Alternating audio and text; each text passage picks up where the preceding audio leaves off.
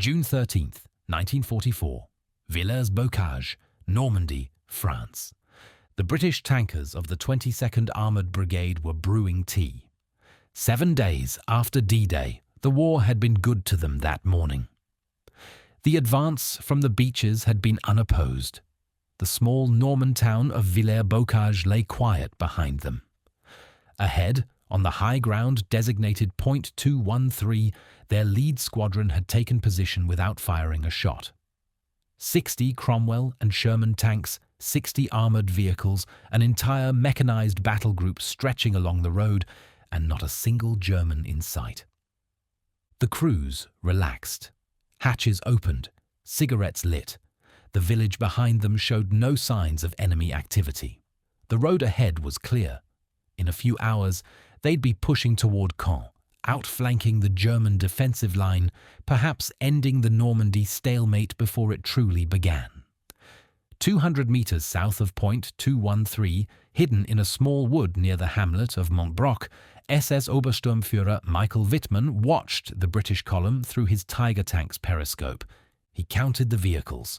60 tanks, maybe more. Supply trucks, half-tracks, artillery observers, an entire armoured regiment spread out along a single road, hatches open, crews dismounted, completely unaware that Germany's most lethal tank commander was observing them from less than the length of 2 football fields away. Wittmann had a problem. His company consisted of 5 Tiger tanks. 5. The rest of SS Heavy Panzer Battalion 101 was scattered along the road from Paris, broken down or delayed by Allied air attacks. The German defensive line had a 12-kilometer gap that the British were now exploiting. If this column reached Caen, the entire German position in Normandy could collapse. 5 Tigers against 60 British tanks. The mathematics were insane. But Wittmann had faced worse odds on the Eastern Front. At Kursk, at Kharkov, in the frozen Ukrainian winter, he'd learned that the Tiger tank, when used correctly, when positioned perfectly, when commanded by someone willing to risk everything, could accomplish the impossible. He grabbed the radio microphone, intending to call his company together. Then he paused. There was no time. The British were already positioned. In minutes, they'd move out, pushing deeper into the gap, bringing reinforcements, consolidating their breakthrough. By the time his other 4 Tigers maneuvered into position, the opportunity would be gone. Wittmann made a decision that would make him famous in Germany and infamous everywhere else. He'd attack alone. "I had no time to assemble my company," he would later tell German radio. "I had to act quickly, as I had to assume that the enemy had already spotted me and would destroy me where I stood." His crew looked at him through the cramped Tiger interior. They'd been thrown together that morning when Wittmann's own Tiger developed mechanical problems. He'd commandeered this tank, most likely number 222, belonging to SS-Unterscharführer Kurt Sower, though some sources suggest it was 231 or even 212, and kept some of Sower's regular crew. The exact identities of who was with him that morning remain debated by historians, but they were experienced tankers who knew what that expression on their commander's face meant. "We're going in! We're going in!" The Tiger rolled forward out of the wood. 56 tons of German steel, an 88mm main gun that could penetrate any Allied tank at 2,000 meters, armor 100mm thick on the frontal arc, impenetrable to every weapon the British carried except the 17-pounder gun mounted on a handful of Sherman Fireflies. 1 tank, 1 crew, about to attack an entire British armoured brigade. This is the story of the 15 minutes that changed the Battle of Normandy, and the man who, 2 months later, would die in the same kind of armoured fury he'd unleashed that morning in Villers-Bocage. To understand what happened on June 13th, 1944, you need to understand who Michael Wittmann was, and what the Tiger tank represented to a German army already losing the war. Wittmann was born April 22, 1914, in the small Bavarian village of Vogeltal. He joined the SS Leibstandarte Adolf Hitler, Hitler's personal bodyguard regiment, in 1937 when he was 23 years old. By the time war began in 1939, he was a soldier in one of Nazi Germany's elite formations. He fought in Poland, in France, in the Balkans, and then, in June 1941, in the invasion of the Soviet Union, where he discovered his talent for killing tanks. Initially commanding an armoured car, then a light Panzer III, Wittmann demonstrated an uncanny ability to position his vehicle perfectly, to strike from unexpected angles, to destroy enemy armour before they knew he was there. His superiors recognized this talent and sent him to officer training school in December 1942. When he returned to the Eastern Front, they gave him a Tiger. The Panzerkampfwagen 6 Tiger AUF-E was the most powerful tank in the world in 1943. Its 88mm gun, originally designed as an anti-aircraft weapon, could destroy any Allied tank at ranges exceeding a mile. Its armour was so thick that Soviet T-34s had to close to point-blank range to even hope of penetrating it. It weighed 56 tons, had a top speed of just 23 miles per hour, and broke down constantly. But when it worked, it was unstoppable. Wittmann commanded his Tiger during the Battle of Kursk in July 1943, the largest tank battle in history. While the Germans ultimately lost that battle, Wittmann's personal performance was extraordinary. Throughout the late summer and fall of 1943, his kill count climbed. 20 tanks, 50 tanks, 80 tanks. Then came January 13th, 1944. According to his Knight's Cross citation, Wittmann's Tiger destroyed 19 Soviet tanks and 3 heavy Su-122 assault guns in a single day of combat near the Ukrainian village of Berdichev. 22 armoured vehicles in one engagement. Whether these numbers were entirely accurate, German propaganda often inflated totals and counting methods were imprecise, or whether they included damaged vehicles later repaired remains debated by historians. But even conservative estimates credit him with extraordinary performance during this period. The next day, January 14th, he was awarded the Knight's Cross of the Iron Cross. On January 30th, 1944, Adolf Hitler personally presented him with the oak leaves to the Knight's Cross at the Wolf's Lair headquarters in East Prussia. Wittmann was 29 years old. He was Germany's most decorated tank commander. His official kill tally stood at 114 enemy tanks destroyed, plus countless anti-tank guns and armoured vehicles. Though these numbers should be viewed with the understanding that German propaganda had every incentive to inflate them. The Nazi propaganda machine turned him into a national hero. Newspapers published his photograph. Radio broadcasts described his exploits. He married his fiancée, Hildegard Burmester, on March 1, 1944, in a ceremony attended by SS officers and Hitler Youth members. Hitler sent 50 bottles of wine as a wedding gift. By June 1944, Michael Wittmann was famous throughout Germany. What the propaganda didn't mention was that he was also exhausted, that the Eastern Front had killed most of his original comrades, that the war Germany was winning in 1941 was now clearly being lost. But he was still a believer. And on June 7th, 1944, the day after D-Day, he and SS Heavy Panzer Battalion 101 received orders to move from Beauvais, France, to Normandy. The journey should have taken 1 day. It took 5. Allied fighter bombers controlled the skies. Tigers broke down on the road. The 165-kilometer movement became a nightmare of mechanical failures, air attacks, and delays. The battalion's theoretical strength was 45 Tiger tanks. By the time elements reached the Normandy front on June 12th, only 5 or 6 Tigers were operational.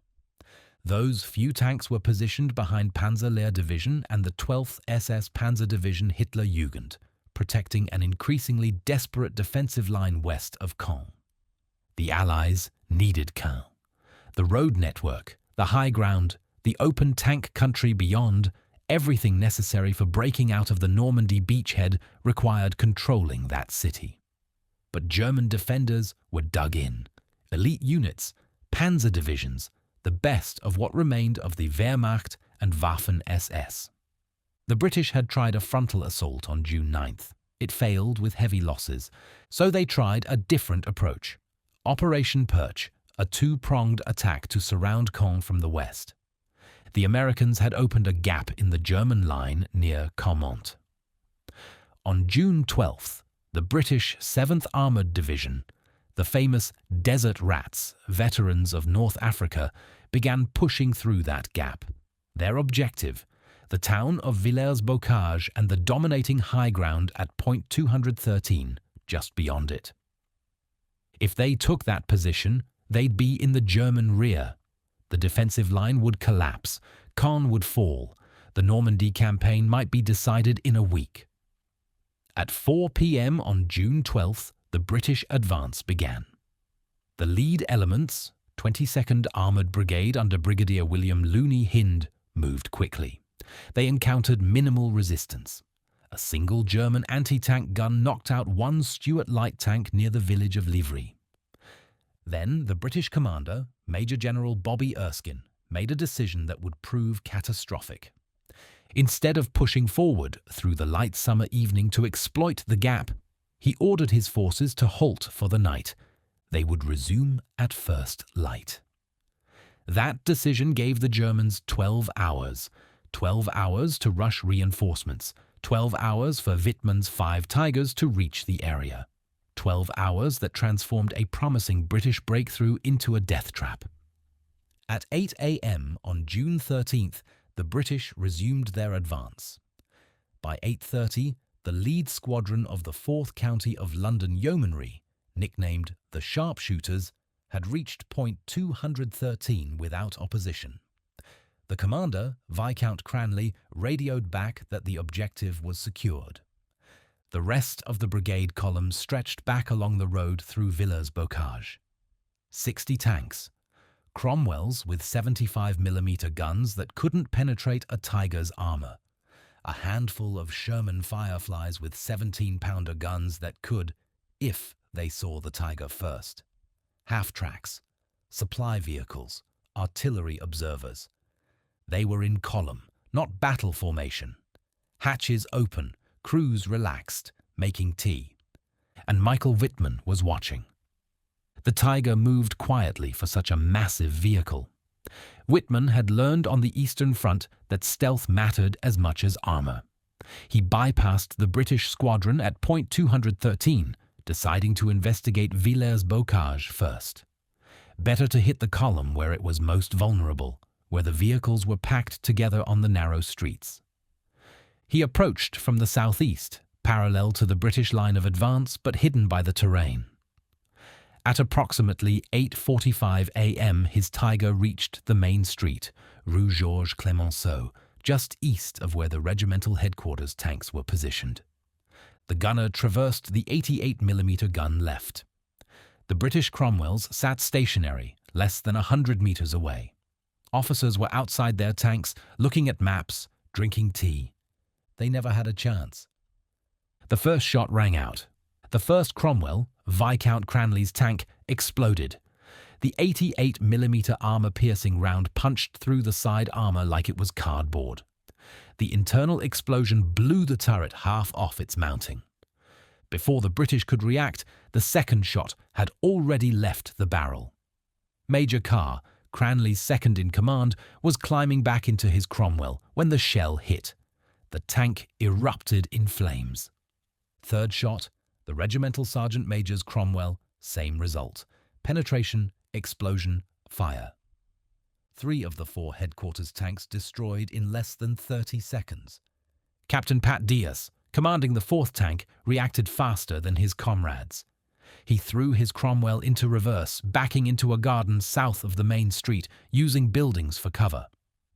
But his gunner wasn't in the tank. Diaz watched helplessly as Wittmann's Tiger rumbled past, less than 20 meters away, without spotting him. Wittmann continued west along the main street.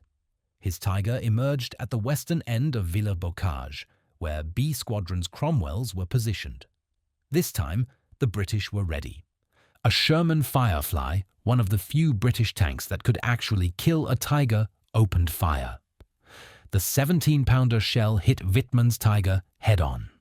The impact dented the driver's vision block. Inside the Tiger, the crew felt the massive jolt. But the armor held. Wittmann's driver backed the Tiger away from the threat. The Sherman Firefly had the gun to kill him, but engaging in an urban firefight against prepared British tanks was suicide, even in a Tiger. Wittmann had a better idea. He turned his attention to the British column stretched along the road northeast of town, the vehicles that had passed through Villers-Bocage and were now stationary, waiting for the rest of the brigade to catch up. The Tiger emerged from Villers-Bocage and moved north along the road toward point 213. What Wittmann saw must have seemed like a gift. Dozens of British armoured vehicles lined up on a single road in column, not deployed for combat, a shooting gallery. First came the reconnaissance troop, 3 Stuart light tanks. These were thin-skinned vehicles designed for scouting, not fighting Tigers. When their crews saw the massive German tank approaching, Lieutenant Rex Ingram made a brave but futile decision. He drove his Stuart directly into the Tiger's path, attempting to block the road. The 88mm gun fired. At point-blank range, the shell obliterated the Stuart. The explosion was so violent that the tank was thrown sideways. Second Stuart. Another shot. This one produced a spectacular fireball that sent the turret spinning 30 feet into the air. Third Stuart. Destroyed. Wittmann's driver simply rammed Ingram's wrecked tank aside and continued up the column. What followed was systematic slaughter. Half-tracks, carriers, soft-skinned vehicles. The Tiger moved along the column like a farmer harvesting wheat. Each target took one shot. Sometimes Wittmann used the hull-mounted machine gun for lighter vehicles. The 88mm was reserved for anything with armor. British crews abandoned their vehicles and ran for cover. Some tried to fight back with small arms. One brave crew attempted to engage the Tiger with a PIAT anti-tank weapon, a spring-loaded launcher that had to be fired from less than 100 meters. The Tiger's machine guns cut them down. 15 minutes. That's how long the rampage lasted. In 15 minutes, Michael Wittmann and his crew destroyed or disabled approximately 13 to 14 tanks, 2 anti-tank guns, and 13 to 15 transport vehicles. The exact count remains debated. The chaos made precise accounting impossible, but even conservative estimates credit him with devastating an entire British formation. But the Tiger wasn't invincible. At the junction where the Caen Road met the D6 route toward Tilly-sur-Seulles, Sergeant Bray had positioned a 6-pounder anti-tank gun. As Wittmann's Tiger approached, having completed its rampage along the column, Bray's crew opened fire. The 6-pounder wasn't powerful enough to penetrate a Tiger's frontal armor, but Bray wasn't aiming for the front. He targeted the tracks, the running gear, the vulnerable points that every tank, even a Tiger, had to protect. One shot, then another. One of the rounds struck home. The Tiger lurched to a halt, immobilized. The track was damaged. The vehicle could still fire, but it couldn't move. Wittmann made the only decision possible. He and his crew abandoned the Tiger and escaped on foot. Through fields, along hedgerows, avoiding British search parties, Wittmann and his crew walked 7 kilometers, over 4 miles, to reach the headquarters of Panzer Lehr Division. They arrived exhausted, covered in mud, but alive. At Panzer Lehr's command post, Wittmann briefed the operations officer on what had happened. The British had broken through. An entire armoured column was in Villers-Bocage. German defensive positions were in danger of being overrun. The operations officer handed Wittmann command of 15 Panzer IV medium tanks and pointed back toward Villers-Bocage. "Clear the town." Wittmann, who'd just walked 4 miles after fighting a battle alone against an entire British brigade, got into another tank and went back. By the time Wittmann returned to Villers-Bocage around 1 p.m., the situation had changed. British infantry from the 1st Rifle Brigade had reinforced the town. The easy target of the morning was now a fortified position. The 1st Company of SS Heavy Panzer Battalion 101, the other Tigers that had finally reached the area, joined the attack. German infantry from Panzer Lehr Division moved in to support. The battle for Villers-Bocage became urban warfare.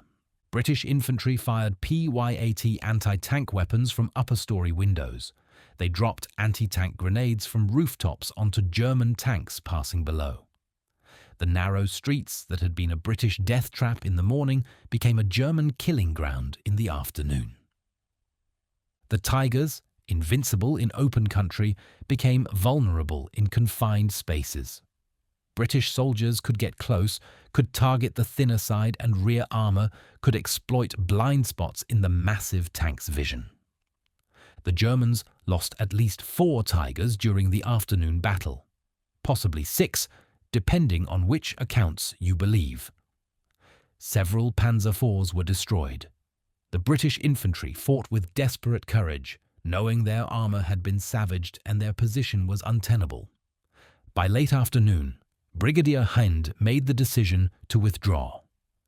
The British pulled back from Villers-Bocage to a more defensible position on high ground to the west.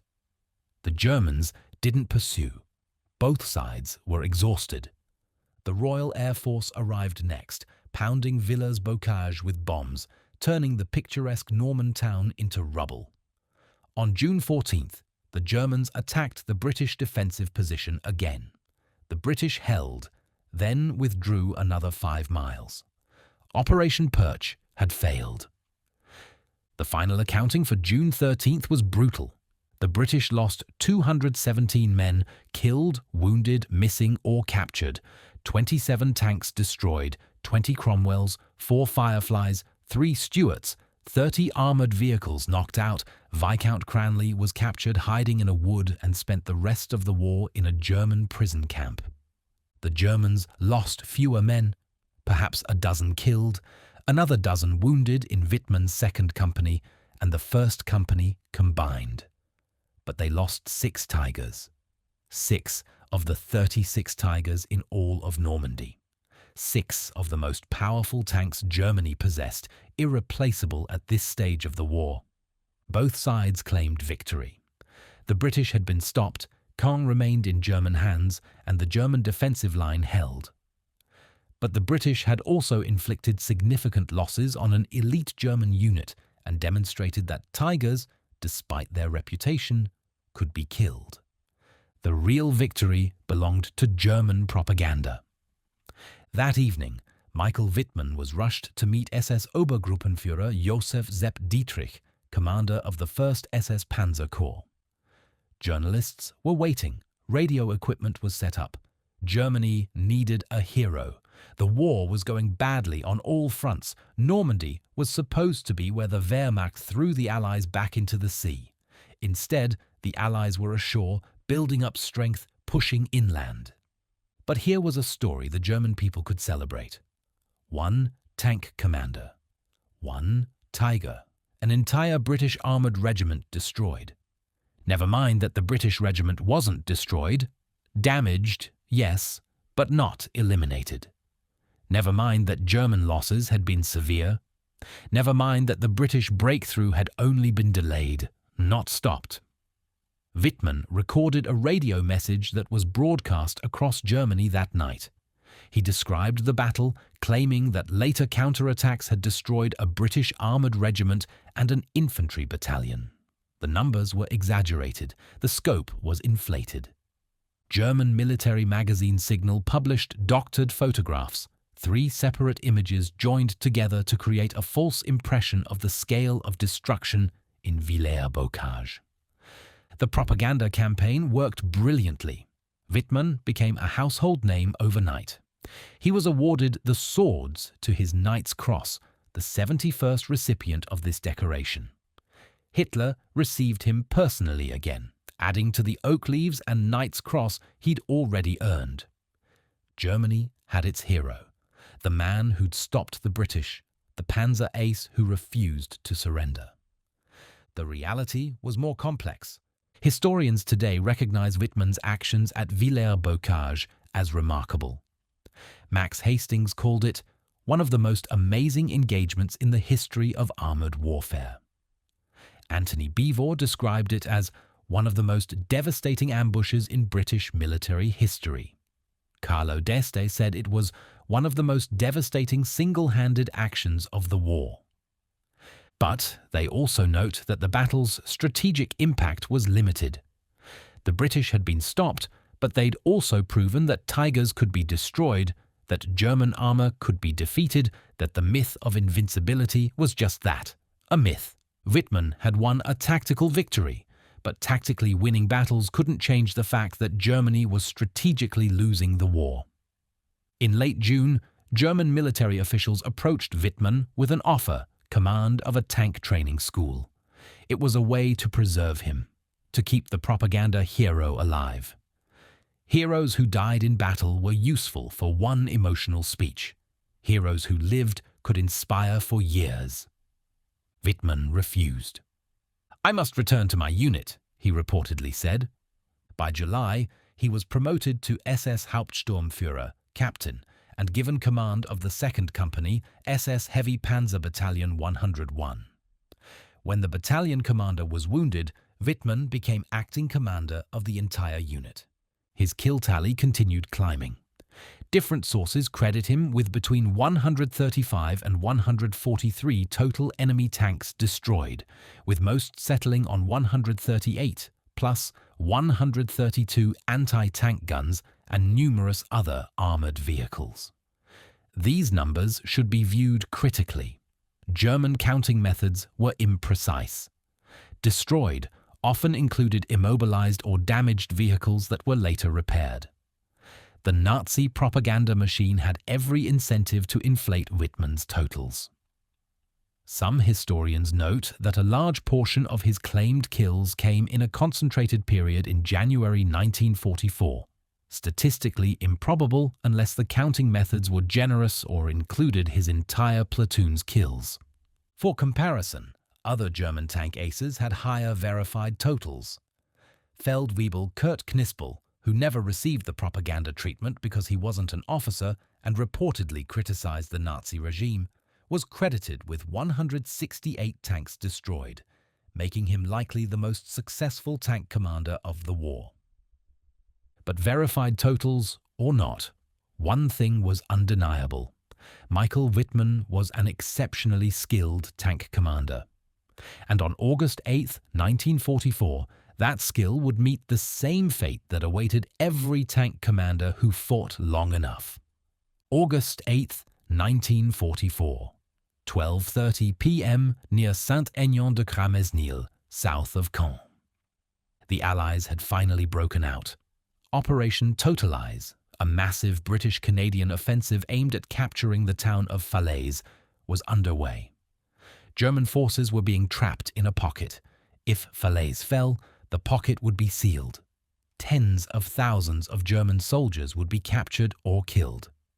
The 12th SS Panzer Division Hitlerjugend, commanded by SS-Oberführer Kurt Panzer Meyer, had been ordered to launch a counterattack. The objective: retake the town of Saint-Aignan-de-Cramesnil and the tactically important high ground nearby. Meyer had about 7 Tigers available for the attack. 7 tanks against hundreds of Allied vehicles supported by fighter bombers that controlled the skies. The attack should have been led by SS-Obersturmführer Franz Heurich, the 3rd Company commander, but Heurich was new to the position. He lacked combat experience. Meyer was uncertain if he could handle such a desperate mission. Wittmann made a decision. "I must go with them," he reportedly said. "Heurich can scarcely cope." Wittmann's own Tiger, number 205, was undergoing repairs. He took Tiger 007, the battalion commander's vehicle. His crew that day consisted of men he'd fought alongside for weeks. Gunner SS-Obersturmführer Karl Wagner, loader SS-Sturmmann Günther Weber, driver SS-Unterscharführer Heinrich Reimers, and radio operator SS-Sturmmann Rudolf Rudi Hirschel. 7 Tigers formed up en route nationale 158. The plan was simple: attack north toward Saint-Aignan, retake the town, secure the high ground. It was suicide. Everyone knew it, but orders were orders, and Wittmann wasn't the type to refuse a mission because the odds were bad. At approximately 12:30 p.m., the Tigers advanced. They moved across open ground, a fatal mistake. Allied tanks were positioned in the woods to the east and west, concealed, waiting. The Tigers were caught in a crossfire. To the east, Sherman Fireflies of a squadron, 1st Northamptonshire Yeomanry, opened fire. To the west, more Shermans from a squadron Sherbrooke Fusilier Regiment, a Canadian unit, did the same. The ambush was perfect. Who fired the shot that killed Michael Wittmann remains one of World War II's enduring mysteries.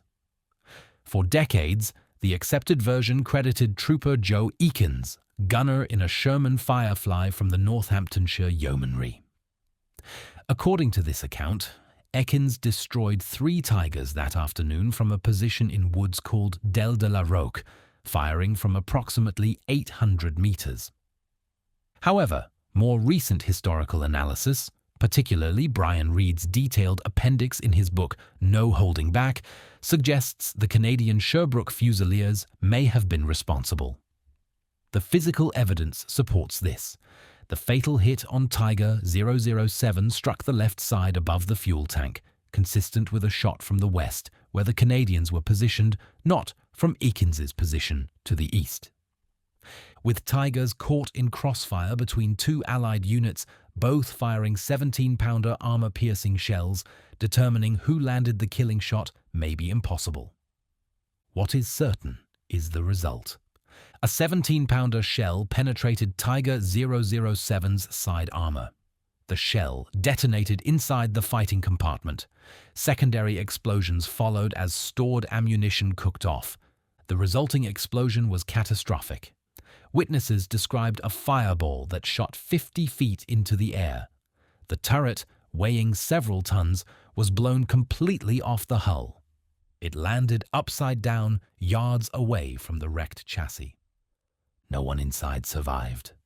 Michael Wittmann, Karl Wagner, Günther Weber, Heinrich Reimers, and Rudolf Hirschel died instantly.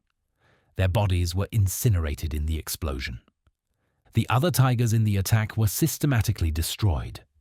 By the end of the engagement, the Germans had lost 5 Tigers.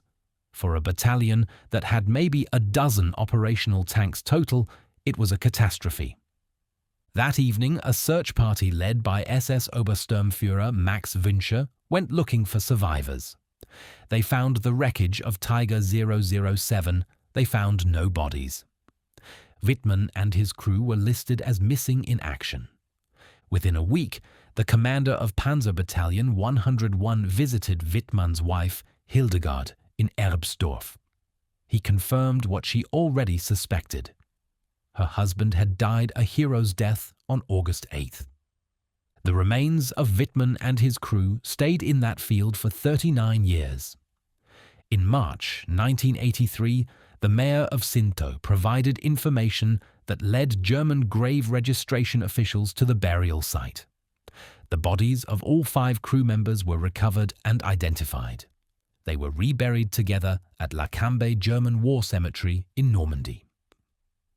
Today, Michael Wittmann's grave is marked with a simple headstone. It's visited by Allied veterans paying respects to a skilled opponent. It's also visited by neo-Nazi sympathizers who see him as a symbol of something he wasn't. In 2015, his headstone was stolen. whether by vandals or trophy seekers, remains unknown. What should we make of Michael Wittmann? The statistics are impressive, even accounting for propaganda inflation and disputed counts. Between 135 and 143 enemy tanks destroyed, depending on the source. The Battle of Villers-Bocage, where one tank commander stopped a British armoured brigade. The Knight's Cross with oak leaves and swords, among the highest decorations Germany could award. As a tank commander, he was exceptional. He understood positioning, timing, crew coordination. He knew how to exploit the Tiger's strengths and minimize its weaknesses. He was brave to the point of recklessness, leading from the front even when staying back would have been safer. But he was also a member of the SS Leibstandarte Adolf Hitler, a unit that committed war crimes on both the eastern and western fronts. The LSSAH participated in the massacre of Allied prisoners during the Battle of the Bulge. On the Eastern Front, LSSAH units killed thousands of Soviet prisoners and civilians. Wittmann joined the Nazi Party in 1938. He wore the SS runes. He served a regime dedicated to genocide and conquest. Does tactical brilliance excuse service to evil? Does individual courage matter when fighting for an unjust cause? These are questions historians still debate. What's undeniable is this. Michael Wittmann was a skilled tank commander who achieved remarkable tactical success in service of Nazi Germany. He became a propaganda hero, a symbol of German military prowess at a time when the war was already lost. And the manner of his death, caught in an ambush, killed by Allied tanks firing from concealment, mirrors what he'd done to the British at Villers-Bocage.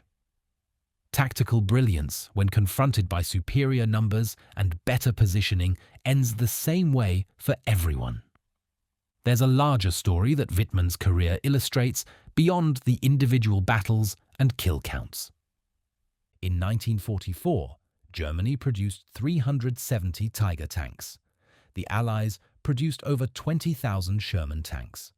Even if every Tiger destroyed 10 Shermans, and most didn't, the mathematics were impossible. Wittmann's credited kills, accumulated over 2 years of combat, represented the work of Germany's best-known tank commander in one of the best tanks of 1944.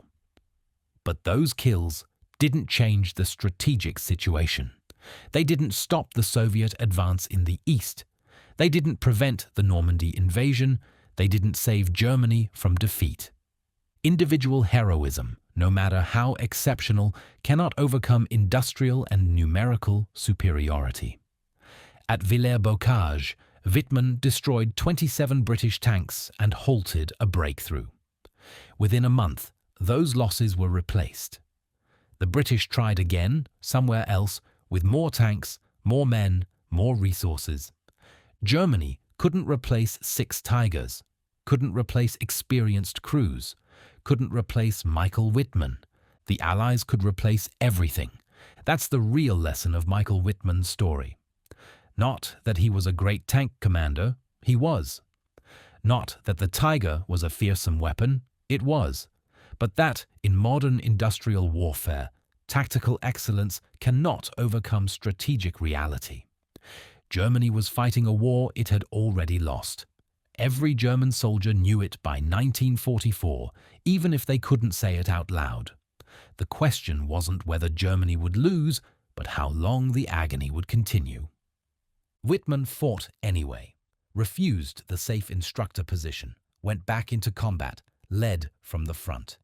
Died the way most tank commanders who fight long enough eventually die, caught in an ambush, killed by a penetrating shot, turned into a propaganda statistic.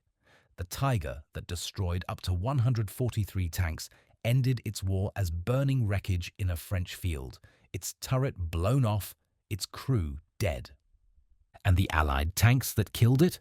They rolled on toward Germany, part of an unstoppable mechanical tide that no amount of individual courage could hold back. Today, if you visit Villers-Bocage, you'll find a quiet Norman town rebuilt from the rubble. A museum displays artifacts from the battle. Memorials honor both the British soldiers who fought there and the French civilians who died in the crossfire and bombing. There's no memorial to Michael Wittmann in Villers-Bocage. The French have complicated feelings about commemorating a man who fought for their occupiers. But in the woods south of Saint-Aignan-de-Cramesnil, where Tiger 007 exploded on August 8, 1944, there's a small marker. It notes the location where one of Germany's most famous tank commanders died. British and Canadian veterans have visited it. Some leave flowers. They recognize that Wittmann was fighting for a cause they were right to oppose, but they respect the courage it took to climb into that tank, knowing he probably wouldn't come back. That's the paradox of Michael Wittmann, a skilled soldier, a devoted husband, a man capable of extraordinary tactical brilliance and personal bravery. Also, a member of the SS, a Nazi Party member, a man who served evil efficiently. History doesn't let us separate those things. The good doesn't cancel the bad doesn't erase the good. Both existed in the same person. On June 13, 1944, Michael Wittmann accomplished something military historians still study. One tank commander, outnumbered 60-1, achieving tactical surprise and inflicting devastating losses on an enemy formation. On August 8, 1944, that same tank commander died in the kind of ambush he'd perfected against others. Caught in crossfire, penetrated by armor-piercing shells, reduced to statistics and wreckage. The final tally. Somewhere between 135 and 143 tanks destroyed, depending on which source you trust. 1 Knight's Cross with oak leaves and swords, 30 years old, dead in a French field, buried in an unmarked grave for 4 decades before anyone bothered to look for him. Germany's most famous tank ace, a propaganda hero, a skilled killer in service of genocide. Michael Wittmann refused to surrender. He refused the safe posting. He refused to stop fighting even when the war was obviously lost. And in the end, the war didn't care about his courage, his skill, or his kill count. It consumed him the way it consumed millions of others, turned him into ash and memory and historical debate. The Tiger that terrorized British tankers for 15 minutes in Villers-Bocage is long gone. The man who commanded it is long dead. The regime he served is long destroyed. What remains is the question every generation must answer when confronting the past. How do we remember skilled warriors who fought for evil causes? Do we honor the skill while condemning the cause? Do we acknowledge the courage while never forgetting the context? Do we study the tactics while remembering the victims? There are no easy answers. But standing in that French field where Tiger 007 exploded, or walking the streets of Villers-Bocage where Wittmann's rampage unfolded, one thing becomes clear. Individual brilliance in service of a losing cause still loses. The mathematics of modern war don't care about heroes. They care about factories, production lines, replacement rates, strategic reserves. Michael Wittmann destroyed somewhere between 135 and 143 tanks by the most generous counts. America built 50,000 Shermans. That's the only number that mattered.